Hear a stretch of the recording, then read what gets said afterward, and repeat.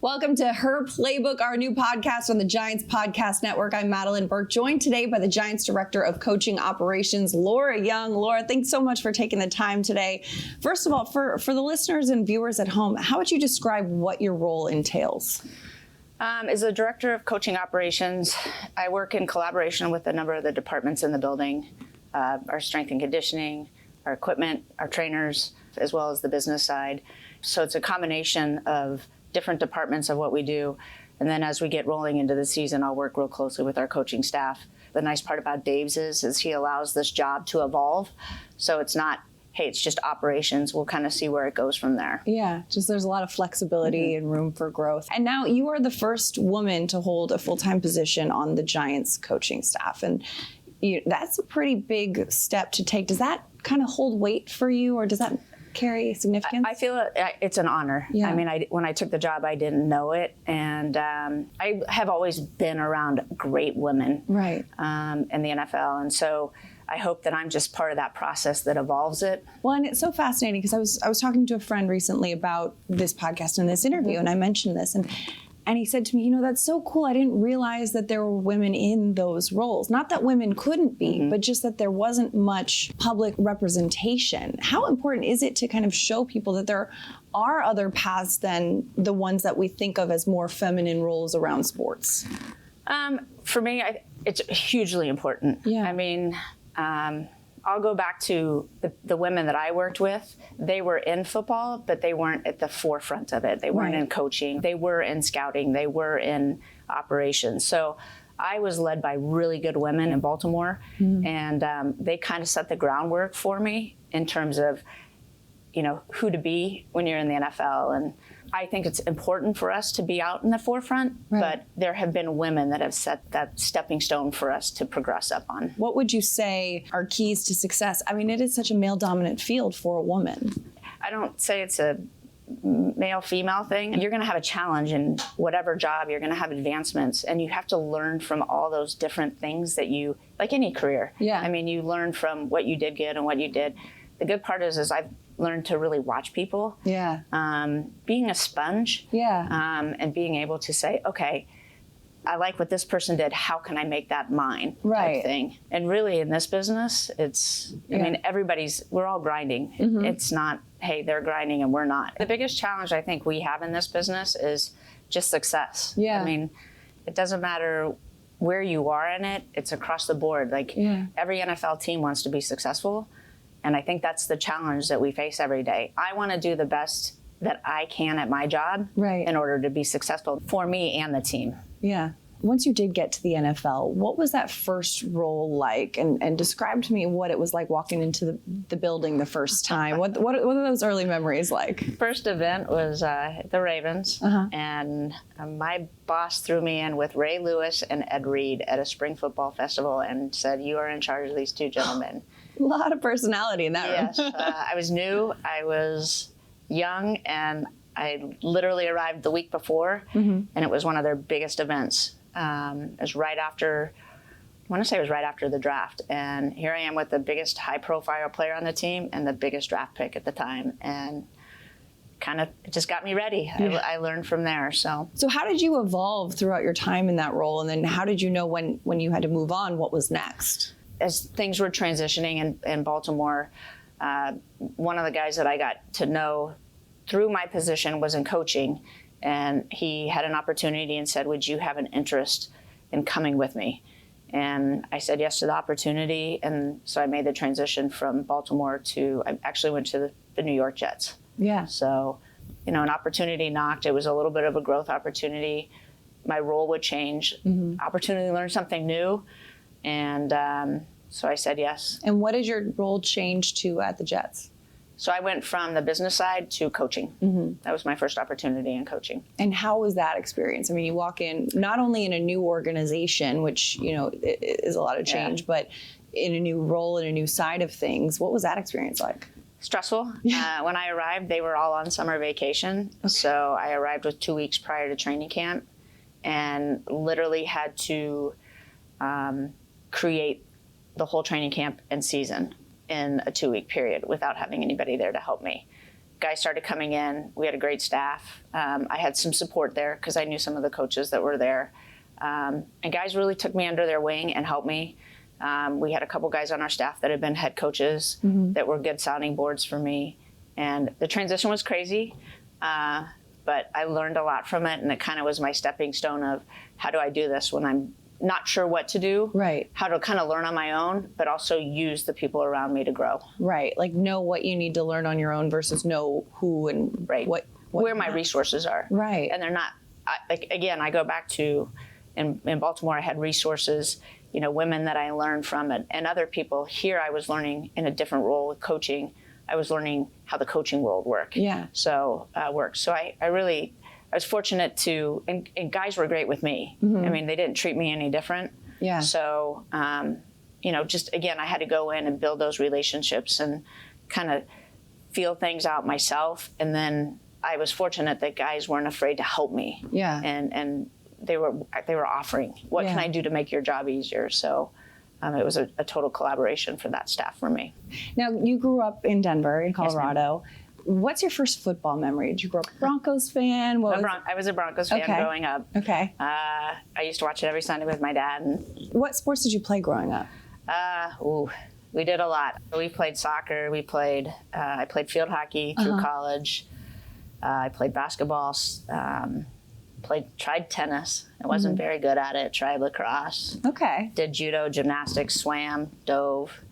I mean, my parents threw us in everything. So big family. How big of a family? I'm the last of 7. Wow. Yeah. That must have been a busy dinner table. A little bit of a busy. There's some age difference between me and the next, and then the oldest. Okay. But so I grew up watching. I'm the 3 brothers, 3 sisters. All of my siblings play sports. Okay. I always went to my brother's football, soccer, gymnastics. I remember my sister's high school, gymnastics, swimming. Yeah. I went to my brother's college wrestling. I was real tight. Our family was real tight with the college coach up there. So that's cool. Yeah. And being like a big family environment all that time too, I'm sure kind of like created some of the traits that you're using now. I mean, the competition, the kind of, all right, it's a crowded meeting room. Like, let me get a word in. We fielded our own team. We had a family that we were tight with when I was growing up, and we would do a summer trip with them, and 2 large families with 2. We would go to Lake Powell with 2 houseboats. Oh wow! It was. There's always competition, and it still is. I mean. We're all older now, and we still all compete. That's incredible. At what point, when did you know that you wanted to work in the NFL?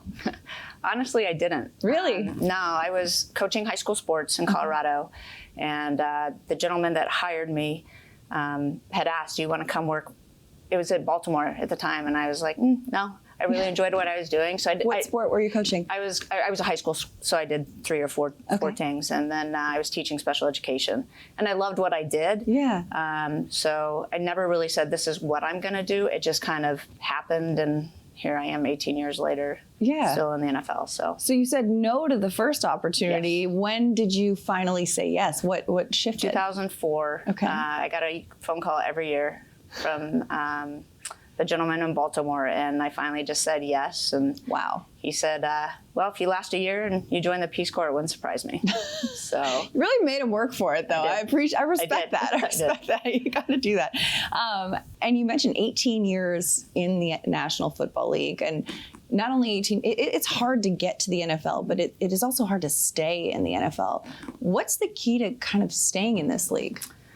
I think the biggest thing that I've learned is communication's huge. Yeah. When you come in, you really got to be able to work with different groups of people.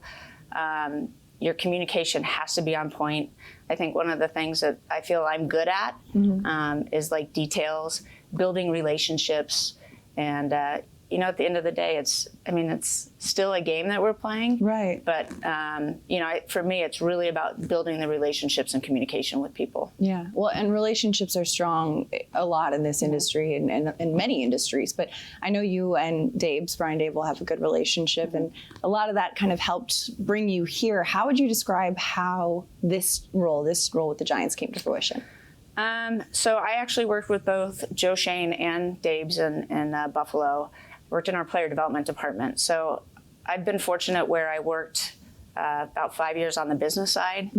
I got into the coaching world at the Jets and then moved to personnel. And then when I got hired in Buffalo, I started in coaching again and went back to player development. And at the Bills, I had the opportunity in player development to work a lot with Joe's department and the scouting department, and then also with the coaching department and Dave's. Yeah. And we just kind of established a relationship, and it was great. He saw something in me, and so he called and said, do you want to come down, I guess now, to New York and be part of my staff? And I said yes. What was the biggest surprise, would you say, about the coaching world that you didn't expect to be a part of it? Or, you mentioned learning about it. Was there something that you're like, that's something that I didn't expect in this space? I don't know if anything shocked me, because I think I probably at the time was so overwhelmed. Yeah.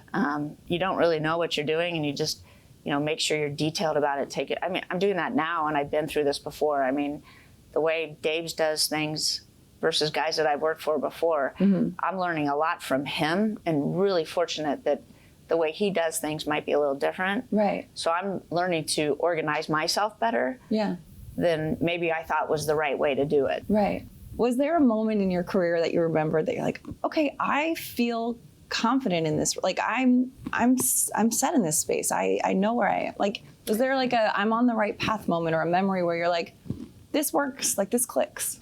Yes, but it's forever evolving. There's always something to learn. Yes, of course. I've learned from Dave's, I've learned from Joe Shane, I've learned from Brandon Brown, Tim McDonald. There's so many people that you learn from. Bobby Johnson. You learn so much when you get into a new role. You don't settle. Yeah. If you settle, it's time to go. Yeah, you got to be constantly evolving. You have to. In work, in life, and all of it. Correct. I started in this league 20 years ago. The players 20 years ago are different than the players now. Right. So you evolve as you work with players and other staff. And, if you kind of get stagnant and stuck in your own ways, it's, I don't want to say your success won't be successful, but. Yeah. What's the most rewarding part about your job?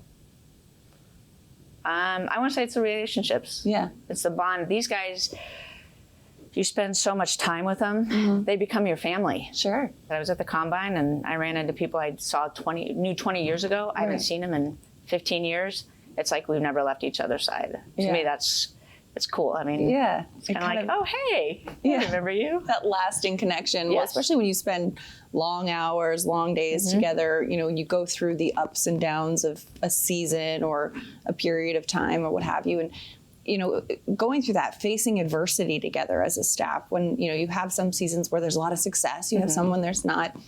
What's the key to kind of sticking together through that space as well, through those ups and downs? I think one, communication and a belief. I mean, the good part is if everybody's on the same page, it gets you through the adversity. We know there's going to be ups and downs in every season. You hopefully learn from those downs. Yeah. If you don't face adversity, how do you grow? Right. So, that's true. Is there a favorite memory of yours in working with the NFL? Is there a moment that you look back on and you think that was a lot of fun? This is why I got into this space. There's a lot. I've been fortunate to be in my now 4th franchise, going to 3 AFC championship games in a row with 2 different teams. That was fun. I've been fortunate to make a lot of them. Yeah. It's not easy making it to the playoffs. So when you do, it's no fun losing. Right. But, to get there is not easy either. What advice would you have to some of the young girls out there who might be football fans, who might be sports fans, who are looking and saying, you know what, I want to pursue a path like Elwise? What advice would you give? Never sell yourself short. I mean, there's going to be doors that are probably closed. Someone needs to open them. I attribute stuff to women that have done this before. Yes, I've been in it a long time, but that doesn't mean I cracked the door. Just don't ever stop. Don't ever stop believing in yourself. Laura Young, thank you so much for taking the time with us today. I really appreciate you spending a few moments and sharing your story.